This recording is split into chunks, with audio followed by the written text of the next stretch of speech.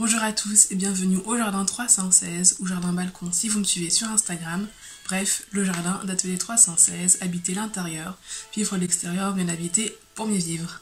Alors je suis contente de vous retrouver pour cette première vidéo de l'année, qui est à la fois la première vidéo de la chaîne YouTube Atelier 316, mais également la première vidéo dédiée au jardinage et au jardin balcon, au jardin 316. Alors aujourd'hui, je vous partage mon expérience en matière de jardinage et maintenant d'expertise, puisque je rentre dans ma 3e, 4e année de jardinage, et j'ai commencé en fait avec des plantes grasses, et ce pendant la période hivernale.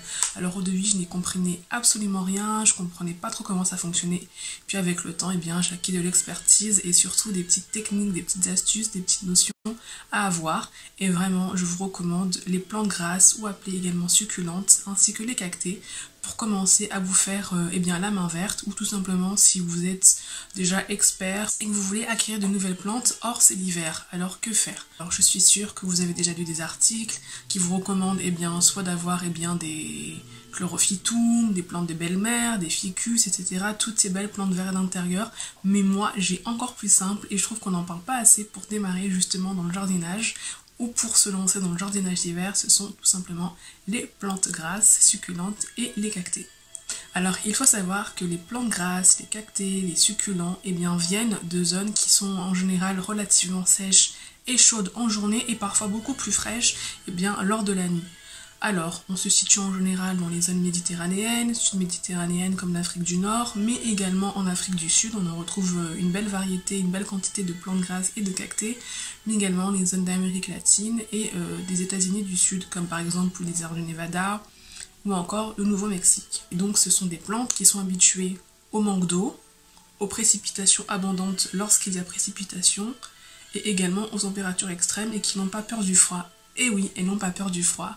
Donc on va avoir 3 notions hyper importantes pour commencer un petit jardin de plantes grasses en extérieur et en hiver, c'est possible. Et vous allez voir, c'est hyper simple.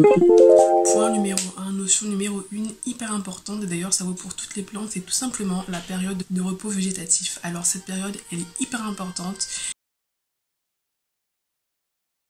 puisqu'elle fait partie du cycle végétatif de la plante. À savoir que la plante, de manière quasi continue, est en phase de croissance, elle évolue, elle grandit, les feuilles s'épaississent, le collet, le tronc, la tige principale grandit, donne de nouvelles branches, etc. Le feuillage se développe, on a la période de floraison, et puis parfois en fonction des plantes, la période de fructification. Bref, toute cette croissance, toute cette vie, la sève qui monte et qui sollicite beaucoup la plante. Et la période de dormance est hyper importante et correspond donc à la période de froid de la zone géographique dans laquelle la plante est installée, qui va lui permettre justement de se reposer de cette sollicitation de la croissance. Donc comme je vous le disais, la période de dormance en général correspond à la période de l'hiver, là où la plante est installée. En l'occurrence ici à Nice, entre fin novembre jusqu'à peu près début février, c'est quand même un bon hiver. Moi je le vois sur mes plantes, elles ont pu se reposer, il y en a quand même qui commencent déjà à bourgeonner, signe que la période de dormance a été respectée.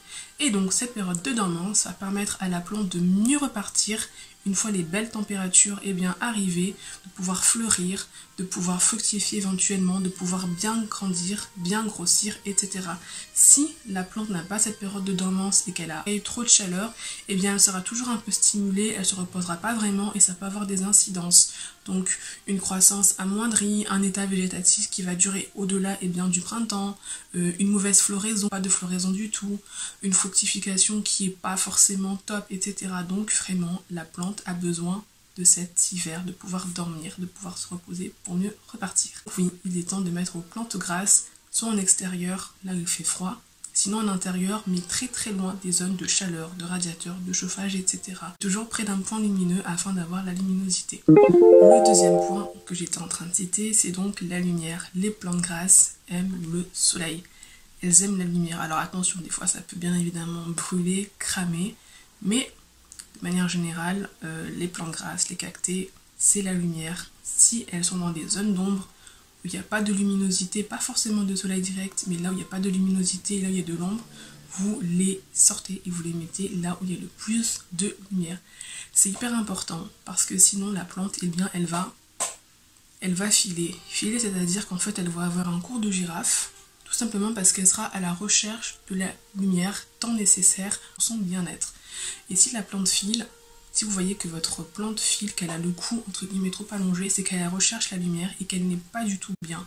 Donc c'est pas forcément irréversible, mais par contre ça peut avoir des conséquences sur la croissance. Donc ne jetez pas votre plante, mettez-la tout simplement près d'un point le plus lumineux possible pour qu'elle s'y sente bien. Sinon ça va faire un plant à la longue qui va soit végéter, soit qui va s'affaiblir, même qui peut devenir malade suite au manque de luminosité, ou tout simplement qu'il y aura une croissance retardée, pas de floraison, etc. Donc un plant qui va être faible. La lumière, c'est la vie. Le soleil, c'est la vie. Donc plante grasse, cactée égale lumière. Troisième point hyper important, c'est tout simplement l'arrosage, l'hydratation, l'humidité. Point numéro 1, les plantes grasses n'aiment pas l'humidité, les cactées n'aiment pas l'humidité, ça les fait pourrir. Il faut savoir qu'ils ont leur propre système de rétention d'eau, donc ils n'ont pas besoin d'avoir un arrosage excessif. Ils sont même justement conditionnés pour être habitués à faire face aux pénuries d'eau, sachant que dans les climats où ils vivent, en général, soit il y a peu de précipitations, donc pas souvent à l'année, et quand il y en a, elles sont abondantes.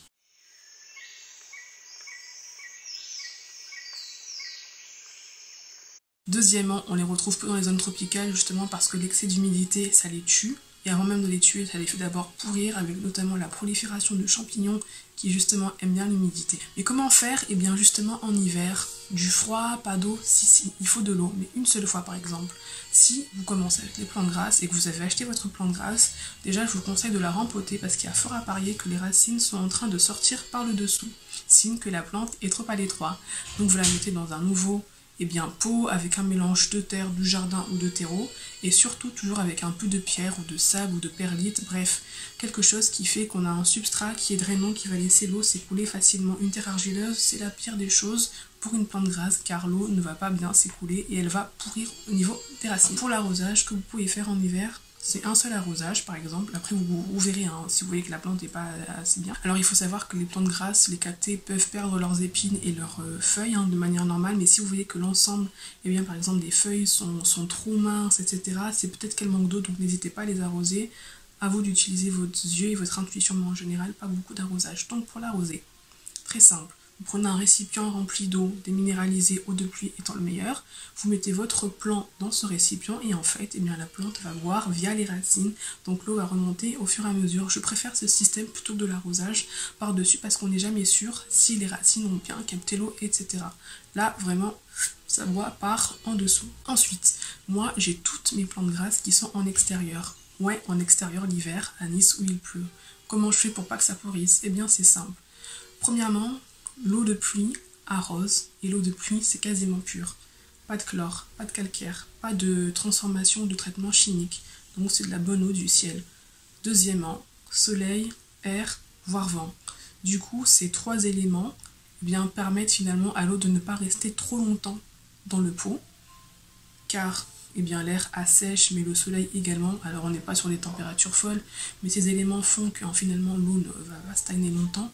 Et puis troisièmement, je trouve que c'est hyper important que la plante puisse être adaptée aux conditions climatiques du réel, c'est-à-dire qu'elle s'acclimate là où elle vit, même s'il y a des petits changements climatiques, au moins elle est conditionnée, elle enregistre plus ou moins la mémoire entre guillemets climatique, je ne sais pas du tout si ça existe, mais vous avez compris ce que je voulais dire, et je trouve que la plante s'épanouit d'autant plus et s'adapte d'autant plus. Elle fait des réserves ou elle en fait pas, mais en tout cas moi ça marche et les plantes grasses en extérieur sont de plus en plus belles chaque année. Pour conclure, il est encore temps d'acheter donc vos plantes grasses, c'est encore le moment de les acheter, de les mettre en extérieur ou en tout cas chez vous, loin des radiateurs, toujours près d'une source lumineuse et elles vont vous le rendre puisque dans quelques semaines les températures vont grimper et vous allez voir que vos plantes grasses vont commencer à produire leurs premières feuilles, signe que la reproduction est en cours et vous allez être émerveillés.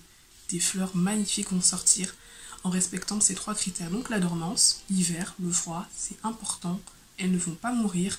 Et si vous êtes craintif, n'hésitez pas à la sortir d'abord 1 heure, puis 2 heures, puis 3 heures par jour quand il fait froid jusqu'à la laisser complètement à l'extérieur. Ensuite, la luminosité. On va fuir l'ombre, de la lumière, de la lumière, de la lumière. Et si pas de soleil direct, toujours de la lumière. On fuit l'ombre. Et troisième chose, l'humidité. Hydratation, l'eau. Soit en extérieur, eau de pluie, la plante va s'adapter. Si vous voyez qu'il pleut trop, vous pouvez bien éventuellement la protéger. Et sinon, vous faites un seul arrosage en intérieur par absorption des racines. Voilà, c'est tout pour ce premier conseil du jardin 316. Donc lancez-vous vraiment dans les plantes grasses, vous n'allez pas le regretter. Echeveria, Crassula, Cactée, Euphorbes, Aloe, franchement il y en a pour tous les goûts, donc n'hésitez pas. Et vous verrez que la plante va bien vous le rendre si vous en prenez soin. On se dit à très vite pour une prochaine vidéo, soit pour le jardin 316, soit pour le reste des 316. Portez-vous bien et d'ici là, shalom.